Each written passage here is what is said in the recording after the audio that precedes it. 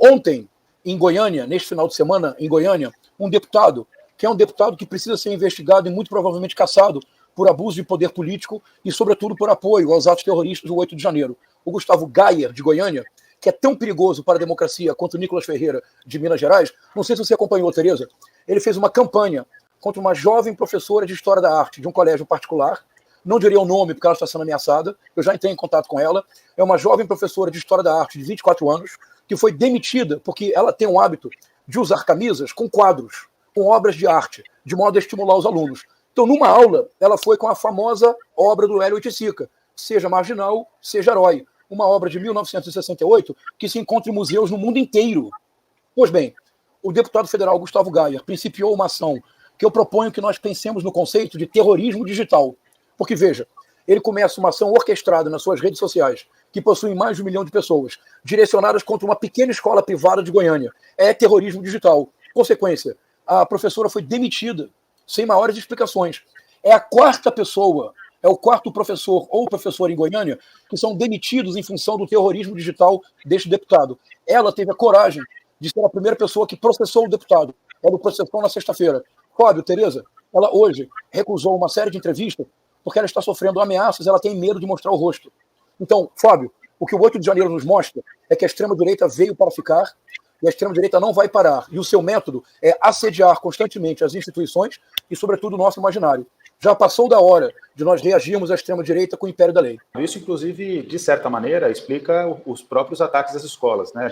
Eu fui responsável na transição governamental, a gente já até conversou sobre isso, por desenvolver um relatório relacionado à violência às escolas. E um dos fatores que levam à violência às escolas, Fábio, Tereza, é exatamente o esvaziamento da escola pública. O esvaziamento da escola pública passa pela fragilização, pelo ataque aos professores. É importante dizer, Fábio, que esse é um movimento global, não é só no Brasil que ocorre.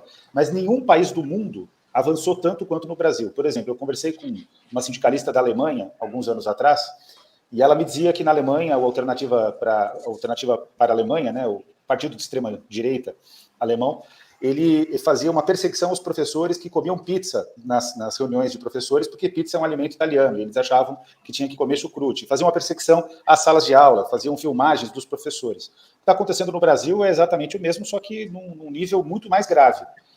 Concretamente, o Brasil hoje é o maior território de ataque da extrema-direita às escolas no mundo.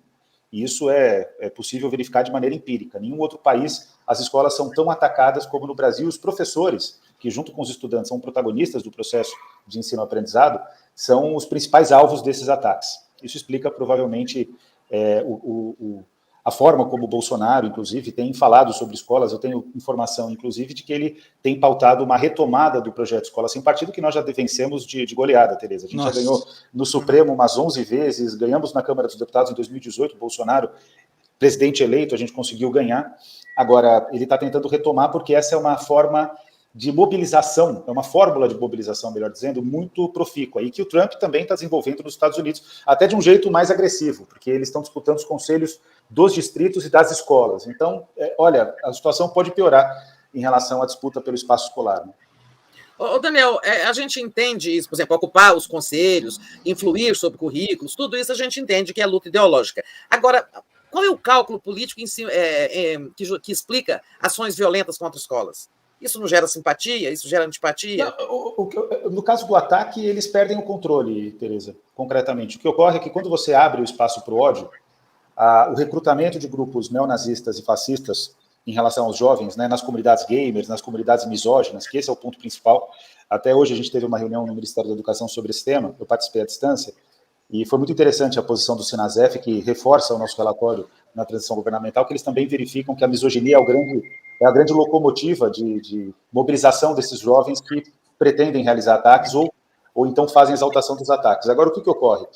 Quando você tem os professores sendo criticados oficialmente, na época, há um ano atrás, isso ocorria no Brasil, os professores sendo criticados pelo presidente da República, quando você tem vários governadores e vários prefeitos que também fazem perseguição de professores, quando você tem parlamentares, como o parlamentar que praticamente mobilizou o ataque à professora, né, o Gustavo Gayer, o resultado é que isso gera um clima favorável, né, em que é permitido, se considera permitido, ou então se considera permissivo o ambiente para a ocorrência de ataques.